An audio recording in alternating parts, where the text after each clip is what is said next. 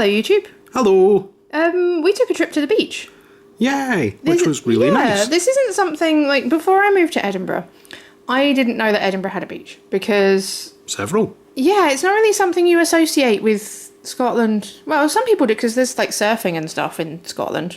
Yeah, there is, But you kind of more associate it with lochs and kind of big bits of water rather than the sea or the beach, so... It is not the thing that you automatically assume. Plus, as you can see, we don't always really have the weather for a beach, so to speak. Because it's been beautiful recently. It's been blue skies, not a single cloud in the sky, and we're like, yes, let's do this. Unseasonably and uncommonly hot as well. Exactly. So, uncommonly hot, it's been like 20. Uncommonly hot for Indeed. Scotland. But the day we decided to go, it's cloudy. But that's good because the kids are off at the moment, so it means it's a bit quieter because it was a bit cooler. But yeah, there we go, Portobello. So the reason I'm showing you the route that we took is because it's kind of cool. We go through Leith, and there's all of the shops and the older buildings, and then you go past Leith Links, which is like this big kind of meadow type thing, and then you go through all these houses, and then all of a sudden there's like a sea or a big bit of water in the background. And you reach Portobello. So Portobello, Edinburgh Seaside. Indeed. There is the high street. Yep.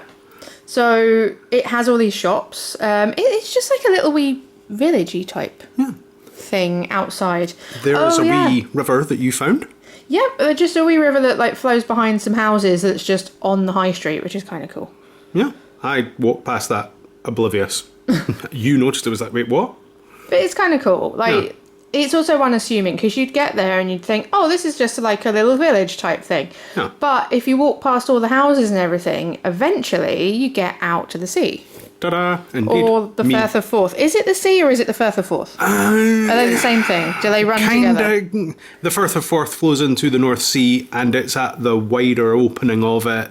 There you go. It's technically the sea then. But there you go. That is Portobello Beach. It's actually pretty big. Yeah. It's really long and it is a sandy beach. So I grew up by the sea on the south coast and it's rocks. Yeah. It is nothing but rocks, which when you're a kid trying to get into the sea is just plain painful.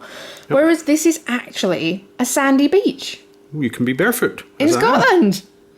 Here is a video of me making an absolute dog's dinner of undoing and shaking out a poncho, which I brought so that we could sit on the sand and not get sand everywhere.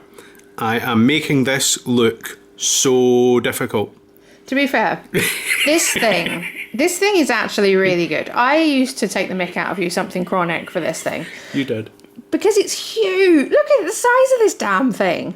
But you can fit 2 people underneath it. Yep. And it's really good, you know, if you're going to the park, you can put it on the grass if it's a bit damp, which it tends to be in Scotland. You can put it on, like, sand. They are actually, okay, I take it back, they're okay, all right?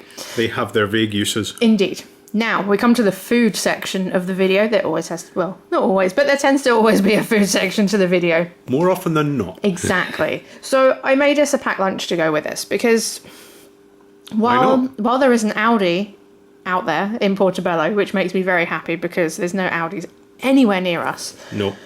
We could go and get hummus and crisps and all kinds of things, but it involved a lot of packaging. And we've got stuff at home, so why go and buy a load of stuff that's ultimately going to end up in the bin because most of it's packaging? Because it is Zero Waste July or Plastic Free July at the moment. Mm-hmm. So might as well try a little bit. So what I'm doing is I am going for Korean style pancakes. So I say Korean style because they're not authentic in the slightest and I'm using whatever veg is in the fridge. So we have got white onion, which I've sliced thin. We've got green beans, which I've kind of cut into centimetre long bits. And then we have got half a carrot that I'm just going to cube up. So that's like the filling almost for the pancakes. Like it just gets mixed in with the batter. And then batter wise, it's just plain flour. These are really, really easy to make and they were really good. They were lovely. Yeah. And we had them cold because obviously you'd fried them, let them dry, cut them up, took them along and we had toppings on them. but they were lovely. This stuff I found in the supermarket, in a Chinese supermarket up the bridges. It's like vegetarian meat flake type things. Like if you've ever been to Thailand, you'll know that they do pork floss. It's kind of, I know. Yeah. Which is like candy floss textured pork. But that's a whole other story. This is like a vegetarian vegan version of it, and it's got seaweed in it, so that was just to season it. But yeah, sorry, what you were saying? This was something that is really nice hot, but also really works cold. And I don't know why I would have thought that cold pancakes wouldn't work, because we have Scotch pancakes here. Yeah, we have Scotch pancakes everywhere. To be honest, I'll eat any old pancakes. Yeah. I like pancakes. But waffles. but yeah, it is one of these things that you somehow, just with seeing you make it, it was that cold. I'm sure it'll work, but you still have no faith in me after all this time. No, it's not that I don't have faith in you. It's more the fact that I'm winding you up by that. I know, but it is. I'm painfully aware that I have dug myself in a hole yet again. It is one of these things that you just look at, and particularly smelling it as it was cooking, it was that smells really good. Ooh, that'd be great. Like now, not later. Yeah. When it's that, and yeah, it is one of these things that somehow when you just think, hang on, you've just made this, but we're not going to have this. What? Well, yeah, that's the whole point of a packed lunch. Well, yes. But anyway, right, just a quick rundown of what's in this. So you've got the veggies. Then I've put that packet of like vegetable floss stuff, mainly because it's been in the cupboard and it needs to be used up. But it's giving it a bit more seasoning. To go with it, there has been some soy sauce, some Korean red pepper flakes, and then it is just plain flour on water until you get the right consistency, which is kind of like double cream, if that makes it. I don't know what the vegan equivalent. Oat cream. It's kind of like the consistency of oat cream. It does look like it's got a lot of oil in there, but yeah, it isn't a huge amount. And what I've done is I've cooked it until you can see there's spots on the top which are cooked through and set, and then flip it away from you because there is oil in the pan, and be careful so you do not spray oil all over yourself. That is the safety thing for this video. But there you go. Those are the pancakes all ready to go. And I've just left them to cool, as Leo said, and then I've cut them into wedges just to make it easier, because when you're on the beach, sand gets everywhere and you're trying to like minimize how much sand you get in your food. Yep. Now to go with it, I've got some homemade chili oil there, and I am mixing 1 part chili oil with 1 part soy sauce and 1 part vinegar. It's really good with black vinegar, because we got black vinegar from Starlight once, and it's almost like the Worcester sauce of vinegars. It's really weird. It's spicy. It's really, really nice.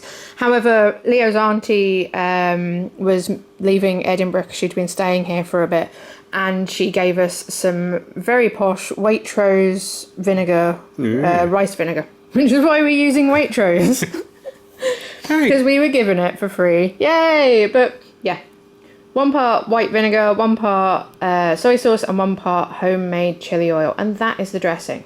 It was really, really nice. It's also really good chucked on steamed potatoes, because I make the potato salad using that dressing. Yeah.